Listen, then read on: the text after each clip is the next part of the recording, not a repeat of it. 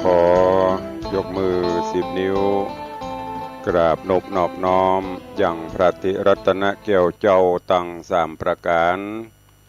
อันมีพระพุทธพระธรรมพระสงฆ์อันเป็นสรณะที่เพิ่งที่เคารพนับถืออันสูงสุดในชีวิตขอกราบคารวะแตบไตไวยสาปุญญาปารมีธรรมพระมหาเถรานุเถระเจ้าคณะพระสังฆาธิการภิกขุสงฆ์องค์สามเณรเจ้าจุตนจุองค์ด้วยความเคารพเจริญสุขเจริญปอนเจริญมั่งเจริญมีเจริญสีเจริญสุขจุงบังเกิดมีกับปอออกไม่ออกศรัทธานาบุญตินจองห้องวัดจุหนุ่มเท่าใจยิงก็ขอน้อมต้อนรับทุกท่านเข้าสู่รายการมรดกธรรมกำเมืองและสารธรรมกำเมืองทางสถานีวิทยุกระจายเสียงพระพุทธศาสนาแห่งชาติและสังคมคลื่นเพื่อการศึกษาพระพุทธศาสนาและวัฒนธรรมคลื่นพระพุทธศาสนาและจริยธรรมตลอดจนคลื่นวิทยุสีขาวเพื่อเจ้าประชาดำเนินรายการโดยอัตมภาพพระครูวิสิทธิ์ศิลาภรณ์เจ้าคณะตำบลป่าแดดเจ้าอาวาสวัดวังสิงคำตำบลป่าแดด อำเภอเมืองจังหวัดเชียงใหม่เป็นผู้ดำเนินรายการก็จะได้น้อมนำเอาธรรมะสาระข้อคิดเรื่องราวต่างๆมาพบมาปะมามาจากับญาติโยมศรัทธาสาธุชนทุกท่านที่กำลังติดตามรับชมรับฟังรายการทั้งภาพและเสียงก็ดีต่างการไลฟ์สดของสถานีมรดกธรรมวัดวังสิงคำต่างทีวีวัดฝ่ายหินหรือหน้าจอ Facebook ไลฟ์ของท่านอาจารย์พระครูสมุวิสุวัฒน์วรกิจโจก็ดีตลอดจนต่างหน้าจอของญาติโยมที่ได้ติดตามรับชมรับฟังทางภาพและเสียงการไลฟ์สดอยู่ก็ดีพร้อมกันนี้ก็ขอกราบขอบพระคุณในเมตตาปารมีธรรมของท่านผู้อำนวยการทุกสถานีทางคลื่นวิทยุสีขาวเพื่อเจ้าประชาคลื่นธรรมะปกติของเฮาอันมีวัดไฟหินก็ดีสถานีวิทยุของ96.0 ในความอุปถัมภ์ของมูลนิธิพระบรมธาตุเจ้าดอยสุเทพก็ดี วันนี้ก็ต้องขอสุมาอภัยกับครูบาอาจารย์ญาติโยมเนอะเสียงอาจจะบะเป่งบะป้อยบะไพเราะสนอหูกระแอมกระไอเสียงแหบเสียงเฮ่งไปก็ต้องขอสุมาอภัยกับทุกท่านด้วยเนอะเนื่องจากกำลังเซตการเซตงานที่ได้แจ้งประชาสัมพันธ์ให้ทุกท่านได้ทราบนั่นก็คืองานทำบุญประเพณีส่งน้ำพระธาตุประเพณีใส่ขันดอกถวายตาลต้นเงินถวายตาลดอกบัวก็กำลังเสร็จสิ้นไปงานมีตั้งแต่เมื่อวันที่15 16 17แต่ว่าก็เก็บขอบเก็บครัวเข้าตีเข้าตัง3 วัน 4 วันก็ยังบ่เสร็จสิ้นดีเตื้อสภาพร่างกายก็เป็นไปตามสภาวะการของมันบอกว่าจะเป็นตุลุงก็ดีหรืออาจารย์พระครูอภิวัฒนวิกรมตลอดจนพระเจ้าหน้าที่พระนักจัดรายการตั้งคลื่นสีขาวก็ดีอันพูนของงานก็กำลังเสร็จไปหล่อเตียนภาษาติเมืองปานลำปางของตุลุงก็ต้องขอประทานอภัยครูบาอาจารย์ญาติโยมศรัทธาคลื่นสีขาวตัวที่บ่สามารถเดินทางไปร่วมกิจกรรมได้ก็ทั้งนี้ทั้งนั้นโดยเหตุที่ได้กล่าวภารกิจต่างๆทั้งกิจการงานคณะสงฆ์งานต่างวัดหน้าที่รับผิดชอบก็หัดตัวบางเตื้อสภาพร่างกายก็เกือบบ่ไหวเป็นเตื้อแต่ก็ต้องอดทนโดยยึดเอาหลักธรรมคำสอนที่พระพุทธองค์ได้ตรัสไว้อะไรจะเกิดมันก็เกิดอะไรจะดับมันก็ดับ บางเตื้อญาติโยมก็เป็นห่วงตุลงพักผ่อนอย่าพ่องกันเด้ออย่างโยมที่มาพบมาปะงานโอ้ตุลงอย่างมาผอมลงก็เป็นไปตามสภาวะที่ครูบาอาจารย์ได้นำมาเสนอหลักธรรมคำสอนนะเนาะมันก็เป็นไปตามสภาวะการของมันอย่างน้ำหนักตุลงบางเตื้อก็ปกติ80ปลายตอนนี้เหลือ70ปลายก็เบาพ่องวิวพ่องบางเตื้อก็เป็นนั่นเจ็บปวดพ่องก็ทนกันไปเพื่อให้งานเฮาสำเร็จลุล่วงไปเนอะก็ต้องขอสุมาอภัยบางเตื้อก็จะเป็นเทปรายการมาออกแทนตอนนี้ไปก็คงจะปะกันสดร้อนจากเตาขอบคุณทำครั้งหนึ่งเนอะกับท่านผู้อำนวยการโดยเฉพาะผู้อำนวยการใหญ่ท่านอาจารย์พระครูอภิวัฒนวิกรมได้มอบถวายเวลาให้ตุลุงเป็นประจำตั้งคลื่นสีขาวนี่ปะกันเฉพาะวันพุธแต่คลื่นปกติคลื่นวัดไฟหินคลื่น96นี่ปะกันตลอดก่อนอื่นก็ต้องขอกราบขอบพระคุณในเมตตาปรมีครูบาอาจารย์ท่านเจ้าจุวัดจุวาเนอะตลอดจนอนุโมทนาขอบอกขอบใจในไมตรีจิตขอบอกขอบใจในกุศลจิตเจตนาปออกไม่ออกศรัทธานาบุญหลายบ้านหลายจองเนอะที่ได้เดินทางมาร่วมงานทำบุญส่งน้ำพระธาตุมาใส่ขันดอกมาตานต้นเงินตัวกันก็ดีตลอดจนที่ได้ให้ได้หอมร่วมโมทนาบุญโอนสตางค์มาก็ดีร่วมแจ้งความจำนงห่วมบุญต่างสถานีวิทยุทุกอย่างผ่านพ้นไปด้วยความราบรื่นเรียบร้อยดีงามเด้อตุลุงก็ขอขอบคุณตัวเองและอนุโมทนาขอบคุณเจ้าภาพโฮงตาลบ่ว่าจะเป็นของวัดวังสิงคำบ่ว่าจะเป็นต่างFC แฟนรายการที่ได้อุตสาหะน้อมนำเข้าน้ำโภชนะอาหารตลอดจนได้มาร่วมตั้งโฮงตาลก็ดีทุกสิ่งทุกอย่างโดยจิตเจตนาอันบริสุทธิ์น้อมถวายเป็นพุทธธรรมสังฆปูจาก็ขอขอบคุณตัวเองที่สำคัญบางเตื้ออีปออีแม่หลายบ้านหลายจองเดินต่างมาบ่ได้พบบ่ได้ปะบ่ได้อู้บ่ได้จ้าตุลุงก็ต้องขอสุมาอภัยเนอะเตื้อก็เว็บออกไปซื้อของพ่องเตื้อก็ร่างกายบ่ไหวพักผ่อนพ่องศรัทธาก็อินดูโอ้บ่ฮ้องเพิ่นนะเพิ่นเน็ตเพิ่นเหนื่อยก็ต้องเลยบ่ได้ปะกันก็ต้องขออนุโมทนาเนอะไปว่าอันว่าอีอุตส่าห์มาค่อยหันอย่าบางเตื้อศรัทธาค่อยหันตัวเป็นๆนะ กูเตื้อถ้าอย่าปะวิญญาณต่างเสียงมาก็บ่ได้ปะก็มีได้ปะก็มีขออนุโมทนาแห่งครั้งหนึ่งเนอะด้วยแรงจิตอันบริสุทธิ์ของท่านที่มีต่อวัดวังสิงคำที่มีก่อตุลุงบละบลืมกันก็ขอบคุณขอบุญรักษาทุกท่านตัวเองก็ก่อนที่จะได้พบได้ปะได้อูได้จากันนั่นก็เอาธรรมะฝากฝังกับญาติโยมศรัทธาเห็นก่อนเนาะก็เดี๋ยวใต้รายการแหมสักน้อยเฮาก็มาอูมาจามาตักมาตายกันตั้งหน้าใหม่ต้องขอสุมาอภัยเนอะตั้ง Facebook ไลฟ์ตอนนี้ของตุลุงยังบ่ปกติเด้อเพราะว่าข้อมูลต่างๆโดนแฮกข้อมูลไปพ่องก็เลยตอนนี้ของตุลุงต้องลิงก์ออกจากต่างวัดฝ่ายหินไปตัวเองตอนที่เข้ามาก็ขออนุโมทนาขอบคุณด้วยเนอะเดี๋ยวเฮาก้อยมาปะกันเดี๋ยวเฮาก้อยมาอู้มาแจกกันญาติโยมทั้งหลายศีลธรรมไม่กลับมาโลกาจะวินาศได้นำมาเสนอนำมาอู้มาจ่าให้ญาติโยมทั้งหลายมาโดยตลอดครูบาอาจารย์นักจัดรายการก็เป็นห่วงบ้านเมืองเฮาก็นำเอารายการเอาธรรมะมาอู้มาจ่านี่อย่างเพื่อเถอะว่าศีลธรรมบักกลับมาโลกาจะวินาศโลกถ้าบ่มีศีลโลกถ้าบ่มีธรรมกำกับดูแลจิตใจ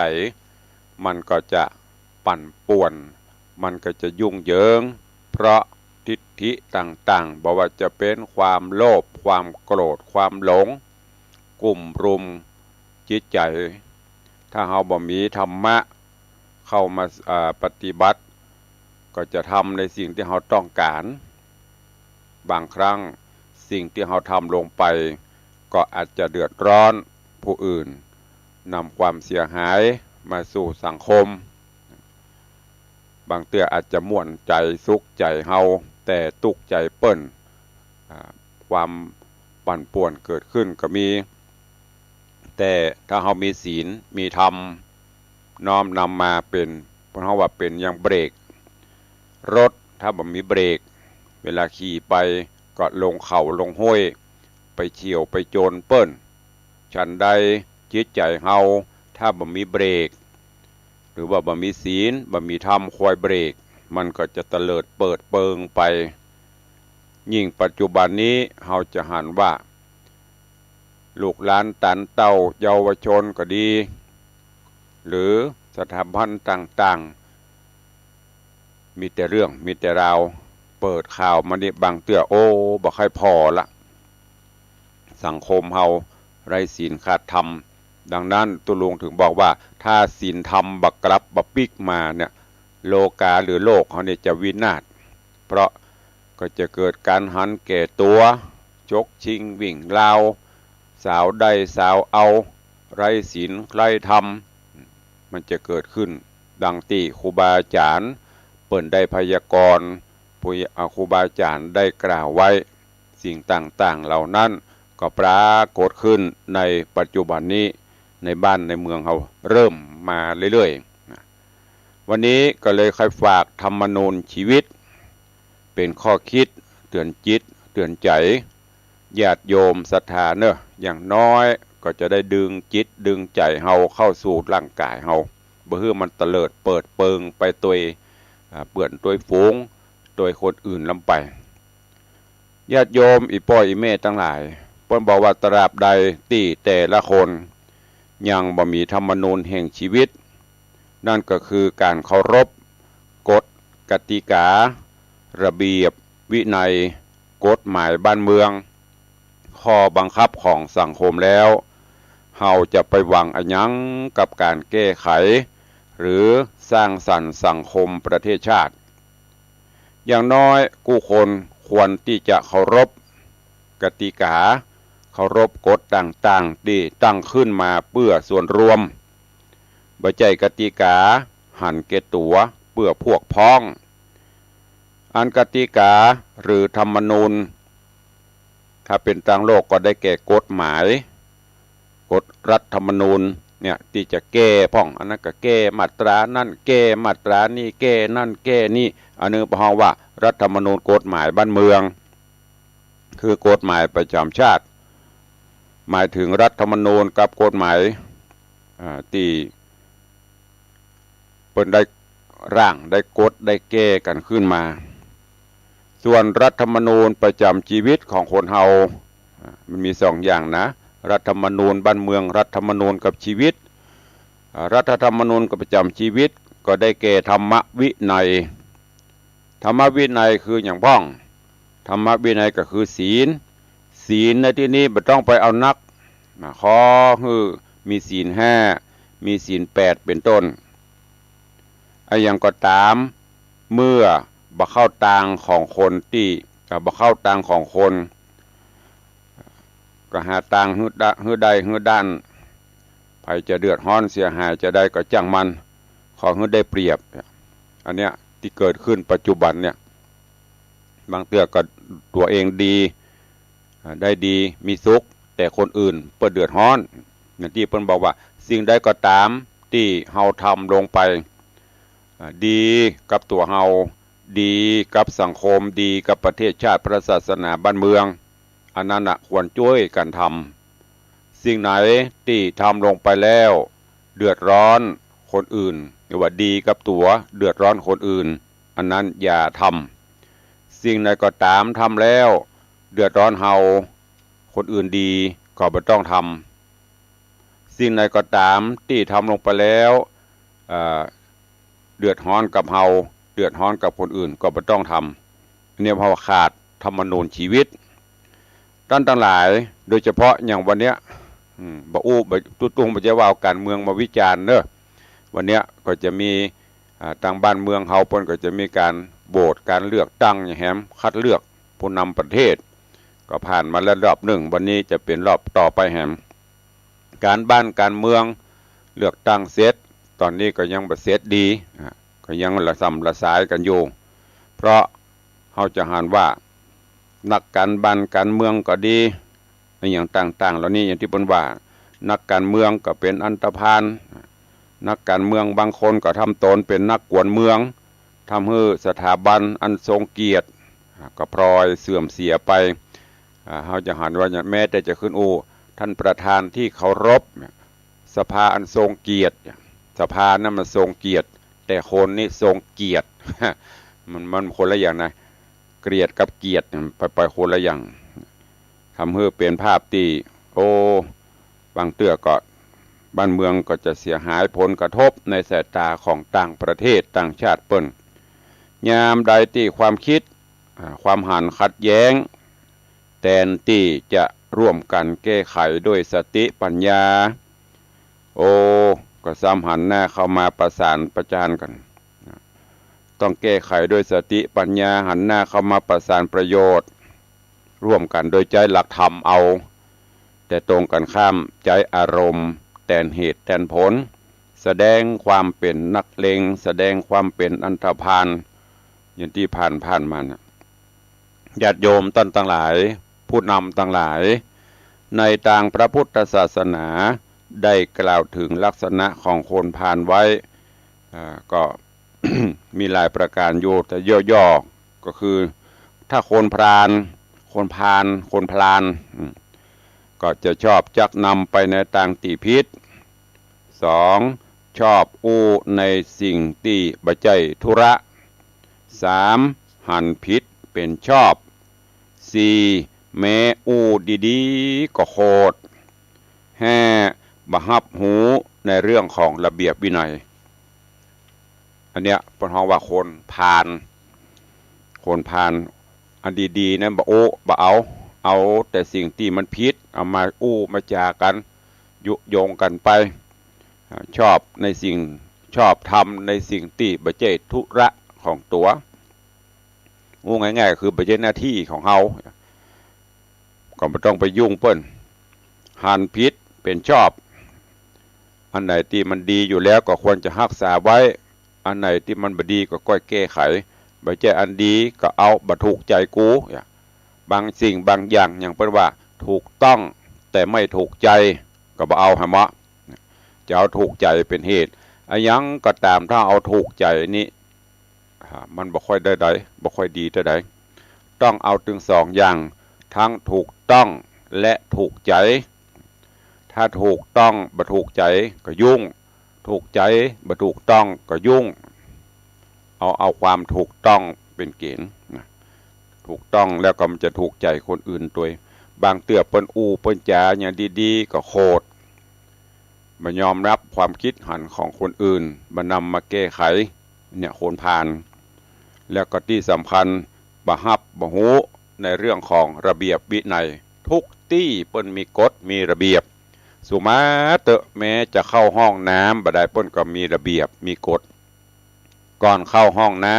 ำต้องถอดรองเท้าเปลี่ยนรองเท้าเปลี่ยนเกิบเปิ้นถึงจะบอกหรอกกรุณาเปลี่ยนรองเท้าเปิ้นก็เขียนเข้าไปแล้วห้ามล้างเท้าห้ามส้วยตีนในห้องน้ำเปิ้นจะบอกนี่คือกฎระเบียบเปิ้นเขียนถ้าคนฮู้เปิ้นก็จะปฏิบัติตามนั้นแต่ถ้าบอกว่าสุมาเดิมจะบ้านกูใส่เข้าไปลบอันนี้เพราะว่าคนไม่มีระเบียบไม่มีวินัยบ่เอาระเบียบสักอย่างเอากูเป็นเกณฑ์อันนี้ใช้ไปได้ก็ญาติโยมทั้งหลายลองพอประเดี๋ยวเนี่ยมีข้อพิจารณาข้อสังเกตหันง่ายๆว่าคนพาลเป็นจะใดและไผเป็นคนพาลที่เฮาหันตลอดบวชในโซเชียลในสื่อต่างๆครูบาอาจารย์ดีๆก็โคตรอันนี้เพราะว่าลูกศิษย์พาลผู้น้อยดีๆแนะนำในสิ่งที่ดี ที่เป็นประโยชน์คนใหญ่ก็โคตรอันนี้เพราะว่าคนใหญ่พานคนใหญ่ผู้รักผู้ใหญ่ที่เปิ่นผ่านฮ้อนผ่านหนาวเปิ้นแนะนำดีๆอู้จาพร่ำสอนชี้แนะชี้นำดีๆเพื่อให้มีประโยชน์เพื่อเป็นคนดีผู้น้อยก็โคตรอันนี้เพราะเป็นผู้น้อยเป็นคนพานผัวอู้ดีๆก็โคตรอันนี้เพราะว่าเมียพานเมียอู้ดีๆก็โคตรอันนี้เพราะว่าผัวพานป่อว่าแม่กล่าวดีๆลูกบ่ฟังอันนี้ว่าลูกพานเปื้อนติติงเปื้อหวังเฮ้อดีต่อกันก็โคตรอันนี้เพราะว่าเปื้อนพานถามดีๆเพื่อให้เข้าใจกันในสิ่งที่ดีไปในทิศทางเดียวกันก็โคตรอันนี้อย่างนักการเมืองเปิ้นถามกันนะถ้าถามถูกต้องก็ดีได้ถูกประตูเดือดอันนี้เพราะนักการเมืองพานบางรายก็ไร้ศีลไร้ธรรมลักลอบเป็นจู้เป็นอย่างกันเข้าบ่อนกาขายสิ่งผิดกฎหมายเป็นข่าวเป็นข้าวอื้อฉาวเกลียวกราวกันมาอันเนี้ยเกียรติยศชื่อเสียงของตัวก็เสียหายประเทศชาติก็เสียศักดิ์ศรีถูกโจมตีและหวาดระแวงจากอารยประเทศฉะนั้นญาติโยมทั้งหลายการที่คนเฮาหลงโลภหลงโกรธหลงเนี่ยจะต้องมีวัคซีนมียาเข้ามาฉีดเพราะนั้นก็เลยขอเสนอวัคซีนทางจิตฉีดชัดให้ญาติโยมทั้งหลายนำไปคิดพิจารณาตัวเอง การที่คนเฮาหลงโลภหลงโคตรหลงพิษและหลงทำพิษก็เพราะเฮาขาดวัคซีนยาที่จะมาฉีดมายาตั้งจิตตั้งใจเฮาบ่ได้ฉีดเชื้อหรือภูมิต้านทานไว้ก่อนอย่างโควิดมาน่ะเฮาบ่ได้ฉีดยาป้องกันตายเป็นเบื่อแต่พอฉีดวัคซีนฉีดยาเข้าไปพ่องกินยาเข้าไปพ่องมันก็ค่อยลดลงก็เกือบจะปกติละอันเนี้ยตั้งกายก็ต้องฉีดยุกฉีดยาตั้งใจก็ต้องมีวัคซีน ดังที่ได้ยินอยู่เสมอที่กล่าวฟังตลอดว่าถ้าสติมาปัญญาก็จะเกิดถ้าสติเตลิดก็จะเกิดปัญหาญาติโยมทั้งหลายเขาจะหันว่าบางคนปัจจุบันเนี่ยมักหันผิดเป็นชอบโดยธรรมชาติพอออกไม่ออกทั้งหลายมนุษย์บ่มีดีบ่มีเลวบ่มีชั่วโดยธรรมชาติแต่นะเปรียบเหมือนผ้าขาวบริสุทธิ์แต่ผ้าขาวก็ต้องเศร้าหมองก็เพราะว่ามันมีฝุ่นมีธุลีที่มันมาจับที่มันปุ่นมาเกาะคนชั่วก็เพราะถูกความชั่วคือกิเลสมันมาจับจิตจับใจการจะทำให้คนเป็นคนดีก็ต้องทำลายความชั่วคือกิเลสให้หมดไปเหตุก่อนต่างโลกมุ่งทำลายคนชั่วแต่ต่างธรรมมุ่งให้ทำลายคนชั่วก็ห้องว่าทำลายความเป็นศัตรูคือความคิดไม่ใช่มุ่งทำลายคนเป็นศัตรูคือตัวตนเนอะนี่ต่างธรรมะนะ คืออย่างกระตามที่มันจะทำให้คุณมัวเนี่ยทำลายออกไปปกติญาติโยมทั้งหลายคนทั่วไปมักจะประพฤติธรรมในต่างบัถูกต้องเช่นองค์พระสัมมาสัมพุทธเจ้าของเราได้สอนให้มีหิริโอตตัปปะหูจักละอายชั่วกลัวบาปแต่ว่ามักจะตรงกันข้ามคนเฮาต้องเกตพอเตอะญาติโยมทั้งหลายเวลาทำดีมักจะอายนะลองเอาไปเทียบพนะกูเหมือนอย่างตุลุงว่าก็ฮะทำความดีนี่มักจะอายเนี่ยแต่จะเข้าไปกราบไปไหว้ตุเจ้าก็อายจะไปวัดไปวาก็อายเอาอย่างกระตันที่มาดีๆนี่ส่วนมากจะอายเวลาทำความดีมักจะอายแต่ทำความชีพหายมักจะกล้าทำความดีมักจะอาย แต่ทำความฉิบหายนี่มักจะกล้าจะไหว้พระจะสวดมนต์ประพฤติซื่อสัตย์สุจริตลองสังเกตว่าอายจะไปวัดนี่จะไปนั่งตั้งแน่ก็อายจะยกมือไหว้ก็อายน้องพ่อจะไหว้พระจะสวดมนต์จะประพฤติดีมุเนี่ยอายจะคิดเสียสละแม้แต่จะไหว้ป่อจะไหว้แม่อายจะหอมแก้มป่อแก้มแม่อายจะไปญาการญางานจะเข้าไปกราบตีนป่อตีนแม่จะไปลาป่อละแม่ไปไหว้ไปสาเป็นมังกระอายบางทีไปที่อื่นไปจำอย่างเงี้ยหมดลองพอลูกหลานตันเต้าเยาวชนเราเวลาเขาไปแอวสถานที่อบายมุกในครับในอย่างนี้โปดโทนักร้องบอกให้ถอดเสื้อแก้เสื้อมันก็แก้อาวีดดังๆขอเสียงน้อยปดโตเต็มบ้านเต็มเมืองตุลุงจะไปหูตุลุงไปแอวกะก็ไม่ได้ไปเฮาก็พอติ้วเขาออกในเนี่ยโทรทัศน์ป้องในสื่อในเฟซในอย่างเนี้ยก็เดี๋ยวว่าตู้เจ้ายังเล่นเฟซก็พอไปฮะนะถ้าบ่พอก็จะไปหูจะได้บางคนก็พระเล่นนั่นเล่นนี่อันเนี้ยมันเป็นวันนักเลงอันที่เปิ้นเอาดีๆมันนำมาดึงบอวดเอาอย่างหุผีเบามาโจมตีบีทากัน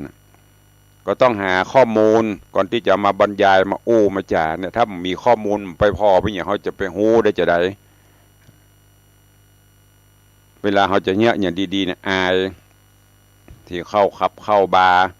ทรยศกดโกงเอาเปรียบบ้านเปื่อนบ้านอันเนี้ยหันเป็นเรื่องตันสมัยเป็นเรื่องที่ได้เปรียบน่ายกย่องยามผิดพลาดก็ปกปิดเหี่ยชอบฮืออภัยตัวเก่ากลายเป็นนิสัยดังมีกรรมอู้ที่เปิ้นอู้กันตลอดว่าโอ้บ่เป็นหยังมันเป็นหยังหรือถ้าเป็นภาษาแบบไม่เป็นไรไม่เป็นไรหลวงพ่อเถอะเวลาเฮาจับกลุ่มนินทาเล่าขวัญคนอื่นเนี่ยเข้าข้างตัวเก่าวิพากษ์วิจารณ์บางทีคนอื่นจับกลุ่มนินทาว่าเฮาก็เล่าขวัญกูนะที่ตัวเก่าว่านี่วิพากษ์วิจารณ์ติเพิ่นบ่ได้ฮือดังตีเวลาบางคนหรือว่าเวลาเมื่อเฮาใจใจทรัพย์สินเงินทองมือเติบใจใจบ่อั้นเข้าข้างตัวเก่าโอ้เป็นคนกว้างขวางโลกบางทีหันคนอื่นปนจับปนใจอย่างตัวเก่าบ่อั้นว่าเพิ่นละเป็นคนสุรุ่ยสุร่ายอันนี้คือมันจะตรงข้ามกันตลอดเพื่อดึงกล่าวไว้ว่าโทษคนอื่นมองเห็นเช่นภูเขาโทษของเรามองเห็นเท่าเส้นขนลมคนอื่นเหม็นเบื่อเราเหลือทนลมของตนถึงเหม็นไม่เป็นไรตดคนอื่นนี่เหม็นตดตัวเก่านี่มันเป็นอย่างเหล่านี้เป็นต้นเนอะเพราะนั้นก็ฝากฝังเป็นข้อคิด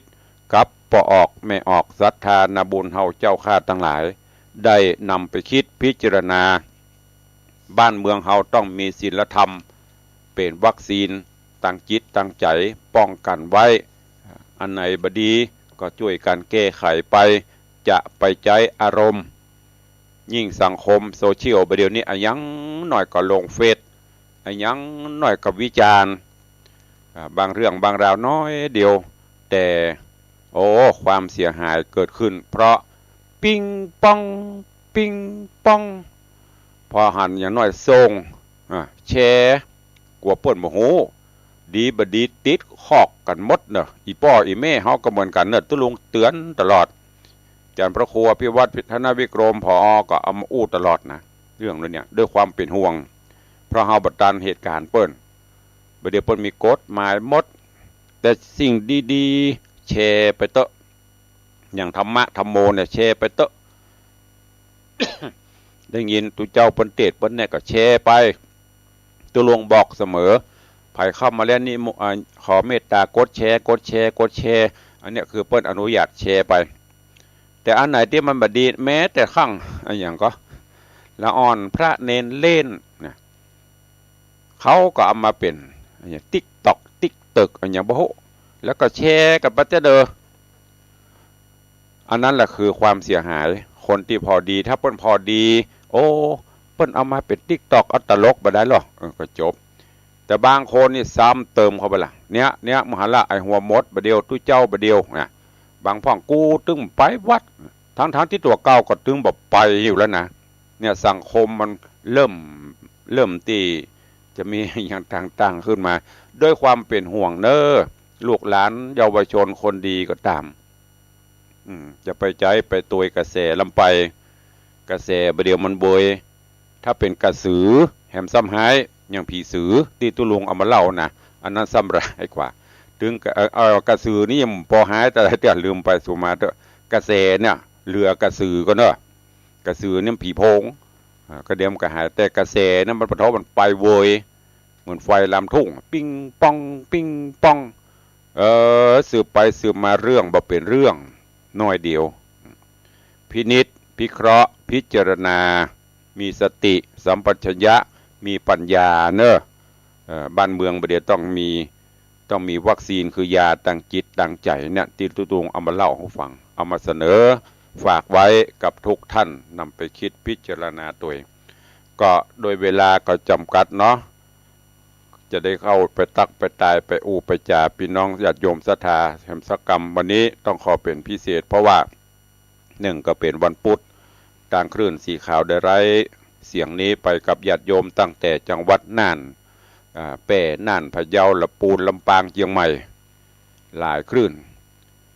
ทุกวันพุธเขาปะกันแต่มาหนึ่งก็คืองานกำลังแล้วเนาะเพื่อญาติโยมที่มาไปได้อู้ได้จ่ากับตุลุงจะได้อู้ได้จ่าตั้งสถานีวิทยุเพราะนั้นวันนี้โดยเวลาใต้รายการแหมสักน้อยนี้ก็ขอเมตตาอนุญาตตัวได้ตักได้ตายพี่น้องญาติโยมครูบาอาจารย์ที่เข้ามาติดตามเพื่อกำลังใจกันต่าง Facebook ไลฟ์ก่อนแล้วก็เดี๋ยวก็จะไปทางบ้านทางจองเนอะก่อนอื่นที่จะได้ตักได้ตายขอย้ำขออนุโมทนาแห่งกรรมขอขอบคุณอนุโมทนากับอีพ่ออีแม่ FC แฟนรายการทุกท่านที่ได้ร่วมโมทนาบุญประเพณีส่งน้ำพระธาตุของวัดเนอะได้ให้ได้หอมมาตั้งสถานีวิทยุตุลุงเจ้าหลายชื่อทั้งหมดทั้งมวลมาประกาศเนอะก็นักอยู่ก็จะทำให้เสียเวลาเอาเป็นว่าตั้งจิตอธิษฐานยกมือ10 นิ้วเหมือนกันเนอะโมทนาบุญตุลุงขอบคุณอีพ่ออีแม่ FC แฟนรายการกูคู่กูคนที่ได้มาร่วมบุญกุศลหลายบ้านหลายจองครั้นจะไปก็เดียวบ้านที่ไม่ได้ก็จะน้อยจ่อยก็เหมารวมทั้งหมดเนอะขอบคุณขอบุญรักษาโดยจิตโดยใจอันบริสุทธิ์ตีปออกไม่ออกศรัทธาได้ให้ได้หอมโดยปัจจัยอันบริสุทธิ์อย่างแม่อุ้ยมอนจันคำนี่ก็ใจเบี้ยอย่างชีพหอมตลอดแต่วันนั้นก็มีโยมอย่างก็โยมปอทองใบเปรมประชาปอเลี้ยงทองใบเปรมประชานี่ก็90 ป่ายละบละบลืมมากูงานวันนั้นก็มาร่วมบุญอยู่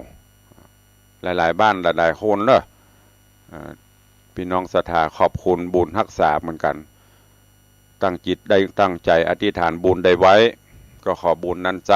ตอบสนองทุกท่านที่สัมพันธ์ขอให้ทุกท่านมีสุขภาพจิตสุขภาพกายให้สะอาดบริสุทธิ์จิตใจเบิกบานแจ่มใสชีวิตก็จะได้ยืนยาวไปเนอะตุลุงขอบอกบะหมี่อย่างที่จะตอบแทนบุญคุณอันยิ่งใหญ่ไพศาลที่ญาติโยมทั้งหลายได้มีแม้กระทั่งอย่างโยมพ่อเลี้ยงธนวัฒน์โยมแม่เลี้ยงทัดพิชารัตนมหาอุบาสกอุบาสิกาอย่างที่ได้บอกไปเปรียบเสมือนเป็นพี่เป็นน้องเป็นพ่อเป็นแม่เป็นเพื่อนร่วมสร้างบารมีธรรมได้สละปัจจัยเป็นจำนวนนักคือกับวัดคือกับตุลุงมาโดยตลอดหลายๆท่านขอบคุณอนุโมทนาบุญตัวก็จะได้ไปตักไปตาย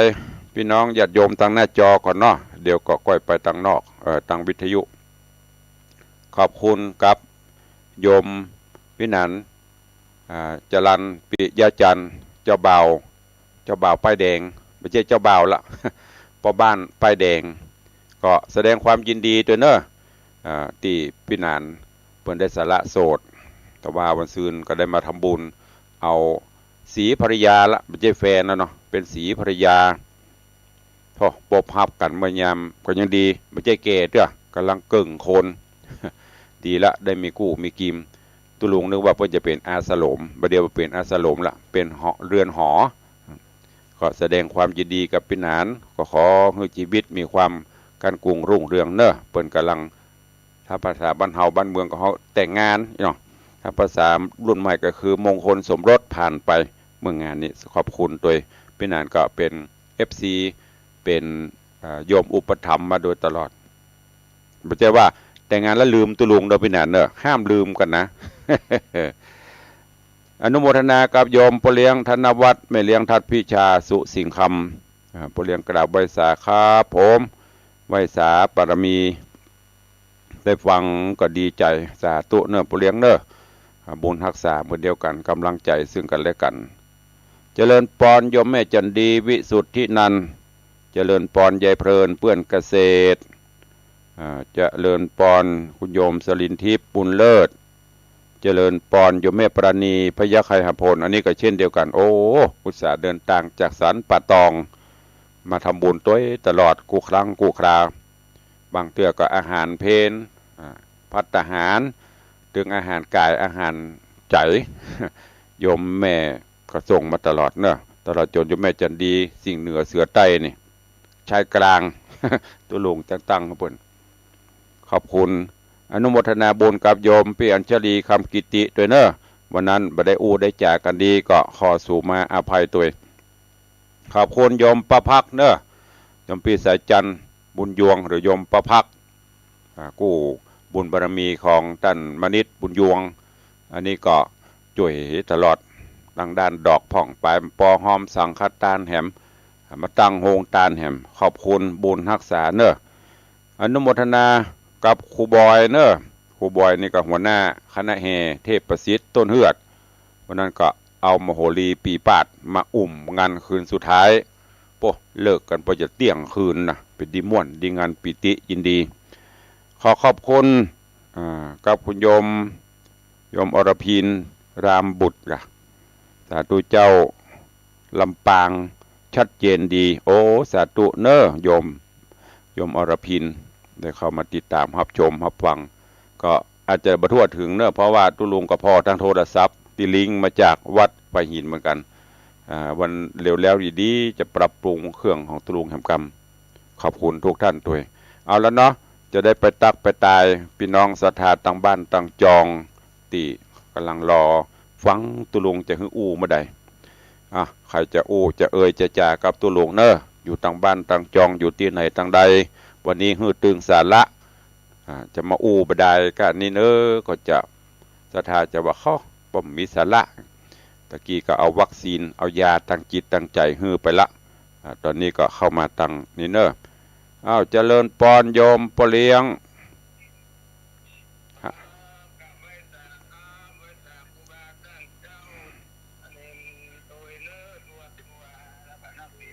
ที่มาร่วมบุญด้วยกันเนอะไว้สาผู้คนเนอะ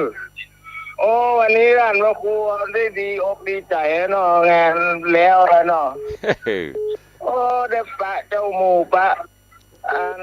หน้าพอตัวที่อกดีใจเนอะมาวัดมาวางโอ้เสียสละมาดีอกดีใจเลยท่านเลยเนอะได้โอกาสบ้านการเมืองตัวอีว่าโอ้น่าว่าดีอกดีใจว่าดีมันได้อันนี้มันได้ทุเรียนไป2 แพ็คเลยสดชื่นคุณพระแก้วเจ้าสาประการทั้งสาราชครัวเนอะครับสาธุอนุโมทนาพ่อเลี้ยงเนอะร้อยกี่หมื่นปีไว้สาสาธุสาธุขอบคุณกระยมพ่อเลี้ยงสาธุเจริญปอนครับไว้สาครับโทรจากบ้านแม่จงตำบลศรีวิชัยลีครับสาธุอนุโมทนาปอนผู้ฟังเป็นประจำทุกวันพุธครับสาธุขอบคุณกับโยมป่อจากบ้านศรีวิชัยอำเภอลีจังหวัดลำพูนปอดติดตามตลอดขอบคุณเนอะโอ้เนี่ยได้ยินเสียงกันกับม่วนอกม่วนใจปเลี้ยงก็ฮือตึงกำลังกายตึงกำลังใจกำลังสะปะขอยากกินอย่างก็ได้วันนั้นโทรบอก แม่นางอันเอาบอกให้พ่อเลี้ยงซื้อเบาหวานมาเติมเขาหน่อย เอาทุเรียนมาถวาย2 แพ็ควันก่อนก็แม่จันดีก็เดี๋ยวก็ตั้งเสือใต้ ส่งเข้ามาแต่เจ้าตื่นมาเช็คน้ำตาลในเลือดก็ว่างบัดแล้วมันขึ้นปืดเป็น200-300เฮก้าอีกก็เดี๋ยวก็น้ำส้มก็เดี๋ยวก็ของหวานก็เดี๋ยวก็นั่นคนได้ยื่นมันก็หวดเข้าไปแต่เจ้าเจาะพอมี127ก็ถือว่ายังเกณฑ์ดีอยู่ปกติเบิ้นจะ120แต่ถ้ามัน300-400-500เนี่ยเตรียมตัว สุขภาพร่างกายโดยทั่วไปก็หูตัวเก่าไปเตือนตัวเก่าไประมัดระวังอยู่โดยทั่วไปก็ดีขึ้นดีอยู่ไม่ใช่ว่าดีขึ้นประคับประคองไปแต่ว่าเสร็จงานแล้วก็เดินทางไปเตะอยู่ไม่ใช่ขี้โลภนะจะไปว่าตุลงนี่อย่างขี้โลภแล้วงานก็ด้วยเมตตาธรรมแต่ว่านี้ที่วัดประแพงเปิ่นก็ทำบุญครบรอบวันมรณภาพของหลวงปู่พระครูอุปถัมภ์ศาสนคุณหรือว่าหลวงปู่ครูบาพดุง90 ปลายละ หลวงปู่สิ้นไปเปิ้นจะทำบุญทุกวันที่18แต่คืนเปิ้นนิมนต์ไปเทศน์ก็ไปโปรดเมตตาเปิ้นประมาณสัก40 นาทีก็เสร็จสิ้นก็ปิกเจ้านี้ตื่นตั้งแต่ตี 4 กึ่งสะดุ้งตื่นก็ลุก ลุกมากระทำกิจสรีระส่วนตัวก็คือทำกิจวัตรส่วนตัวเสร็จก็มาปบมาปะเตรียมชาติเปิดเครื่องรอปบปะญาติโยมทั้งหลายเจริญพรนางสาวเหรียญทองไม่สาเจ้าบ่มาหากันเนาะแม่กับเจ้าเปิ้นหนีไปนอนรับไปเห็นเขาเข้าประตูว่าแต่มาขึ้นไปนอนพักผ่อนเนี่ยบอกคือไม่เป็นเขาบอกคนนั้นว่าเปิ้นจะไปพักผ่อนเนี่ยก็เลยไปนั่งเขาจัดเมินอยู่เราไปส่งน้ำกับหมูรถแดงแล้วก็เจ้าแล้วก็ไปถวายกับรองสวัสดิ์ไปเปิดพอจิ๋วรับรองมีเปิดใส่ในตู้มันบ่มีได้เยอะกับโจทย์ก่อนล่ะถ้าบ่โจทย์ก่อนถ้ามีให้ได้ทวงอะกะอันนั้นโดนกันเรียบร้อยแล้วนะพอดีวันนั้นติดวันเกิดเจ้านึกว่าจะไปขอทานพระครูผูกคอผูกมือจะไปปล่อยป่าหน้าวัดเม็ดอาหารเม็ดก็หมดเลยเนี่ยมันขายม่วนนะเนี่ยบุญมันน้อยเนาะวาสนากิไม่ได้เนาะวันนี้มาบ่ได้จะฮึกกระสอบ1เอาอาหารมาตัววันนี้ได้ปะเนี่ยสาธุว่าเล่มได้แม่ขอสู่มาอภัยเนอแต่พ่อรู้แล้วว่าไอ้ตอนเจ้าพอดีตอนเจ้าติดงานหน่อยเนาะก็มาว่าไปบ่ายนี้เดี๋ยวได้ตามเดี๋ยวได้พบปะกันทานพระพุทธจับดีดีอีกเดี๋ยวไม่ได้สักกรรมแบบได้สักกรรมมันเป็นช่วงแวบเข้าพญาอินเนี่ยสาธุขอบคุณบุญรักษานะแม่ครูเนอสาธุอนุโมทนาโยมแม่ครูเหรียญทองขอพระราชทานอภัยโอ้เนี่ย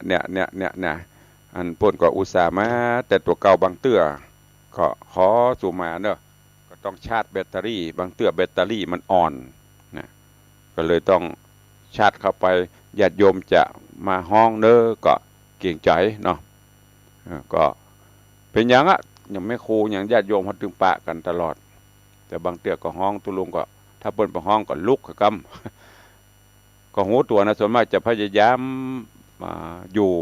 แต่ถ้ามันบ่ไหวเลยเฮงก็ต้องเข้าชาร์จกรรมอย่างโทรศัพท์พนักกันเนาะแบตเตอรี่มันอ่อนละไฟแดงมันขึ้นละลองไปชาร์จกระเดียมกับบุ๊บดับไปฮะคนเฮาก็เหมือนกันถ้าเฮาไปชาร์จไปอย่างก็เดี๋ยวเกิดตากหงายบึ้งซ้ำจะบ่ได้ปะกันตลอดไปขอบคุณกับแม่ครูเหรียญทองจันที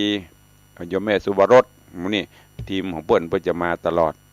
แฮปปี้เบิร์ธเดย์ย้อนหลังเนอะแฮปปี้เบิร์ธเดย์ทูยูแฮปปี้เบิร์ธเดย์ครูทูแม่ครูเหรียญทองอยู่ดีมีสุขเนอะได้กี่ขวบแล้วมโหเอาสายต่อไปตั้งอื่นมีก็ใครจะอู้ตัวตุลุงเนอะวันนี้ห่างเวลาไว้ประมาณ10 นาทีเพราะว่าบ่ได้ปะกันเมินเพื่อจะอู้จะจาในงามที่ฮื้อสาระตุลุงก็ฮื้อเต็มที่เนอะฮื้อนักลำไปมันก็ล้นลำไปกับบ่ฮู้เรื่องครับมะวันนี้เอามอก2-3หัวข้อที่ฮื้อปตะกี้ที่สำคัญเอาไปใจเนอะ ไม่แจ้เอาไปหนุนหมอนนะเจริญปอนเสือใต้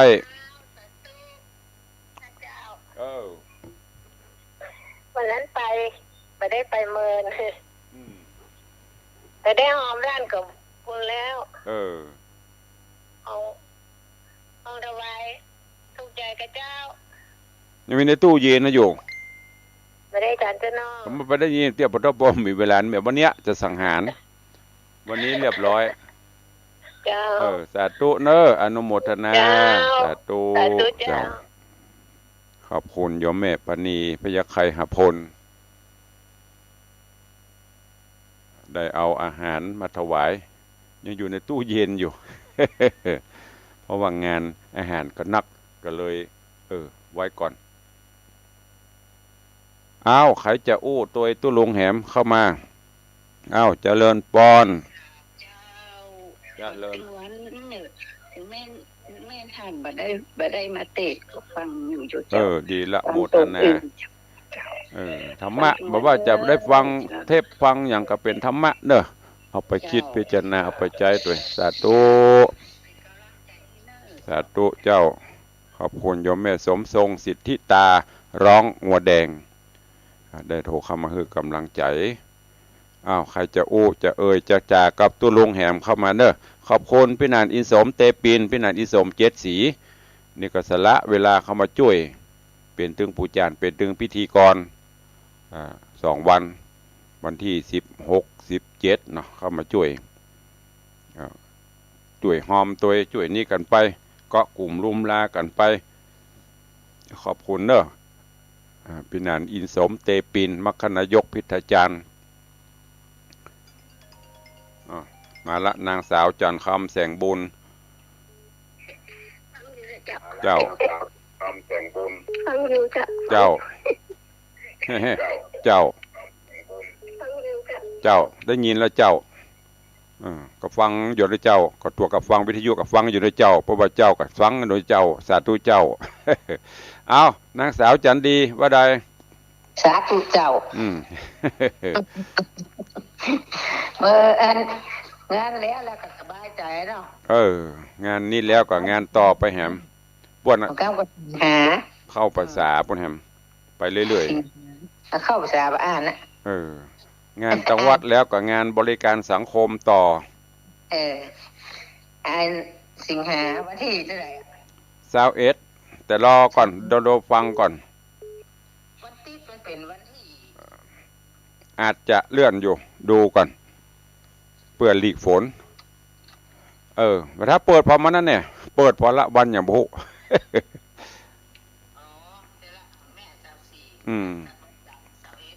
อาจจะเลื่อนไปดูก่อนดูสถานการณ์ก่อนเนาะปรับปรุงไปตามความพร้อม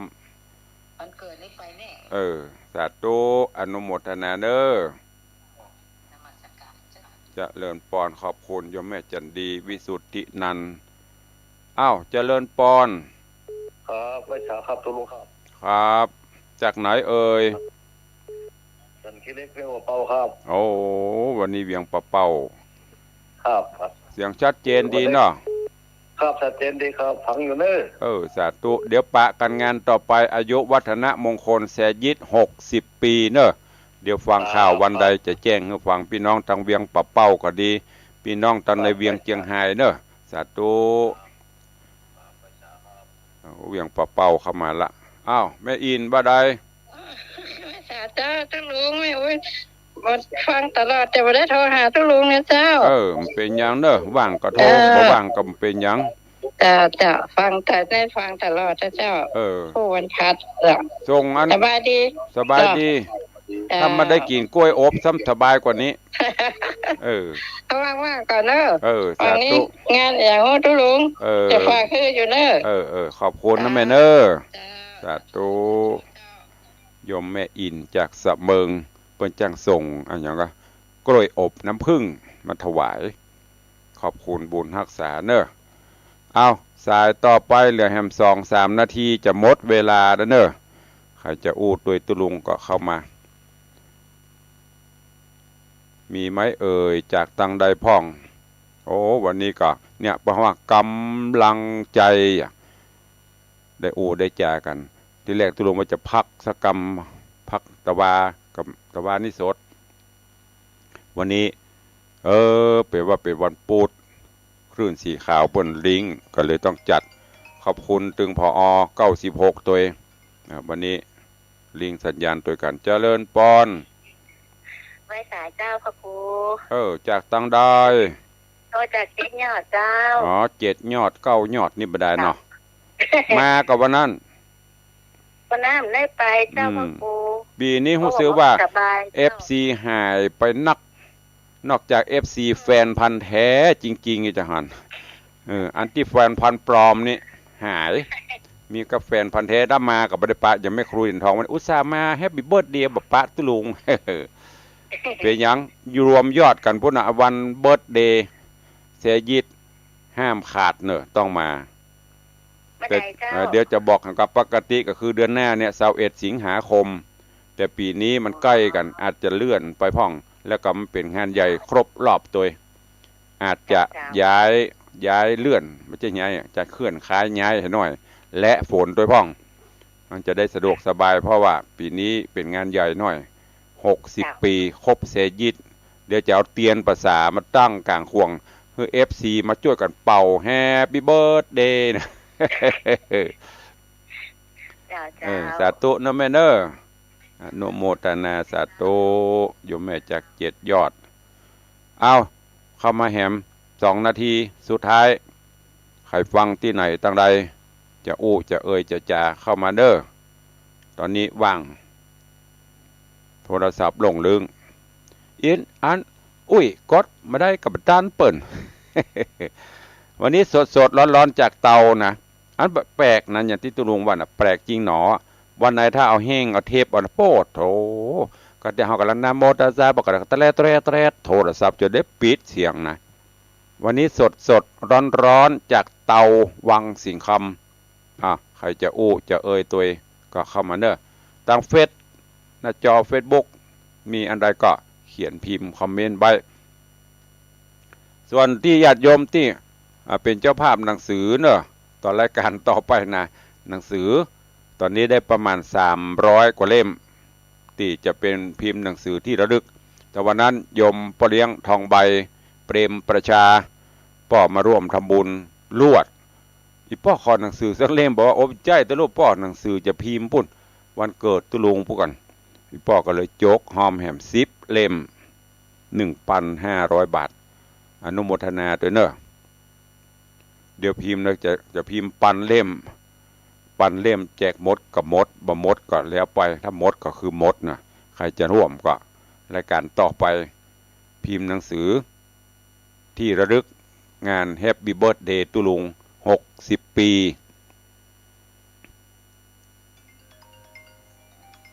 เจริญปอนนางสาวดาวเรียงฟังอยู่นะเจ้า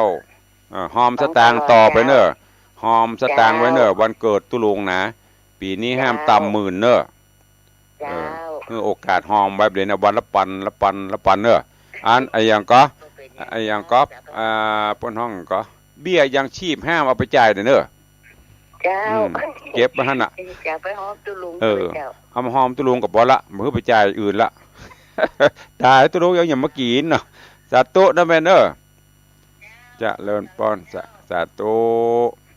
เจ้าแม่ดาวเรืองสันทรายเอาเบี้ยยังชีพประหอมตุลุงหมดจบข่าวกันละเอาแล้วเนาะเวลาหมดเวลาละไปกับม่วนไปเวลาไม่รอใครวันนี้ขอบพระคุณบุญรักษาทุกท่านจารใด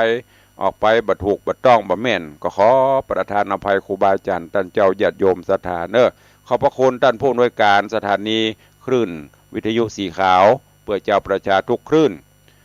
นวัดไฟหินคลื่นของ96.0 แล้วก็ขอบคุณญาติโยมที่ติดตามรับชมรับฟังทั้งหน้าจอ Facebook ไลฟ์รับชมรับฟังต่างบ้านต่างจองขอบคุณทุกท่านเนอะขอความสุขสวัสดีจงบังเกิดมีกับปออกไม่ออกศรัทธาตลอดจนครูบาอาจารย์ท่านเจ้าอยู่ดีมีสุขจุ่มเนื้อเย็นใจสุขภาพประนามัยสมบูรณ์แข็งแรงเหมือนกันจุตนจุองจุผู้จุโคนเนอจัตตาโรธรรมวัฏันติอายุวันโนสุขังพลัง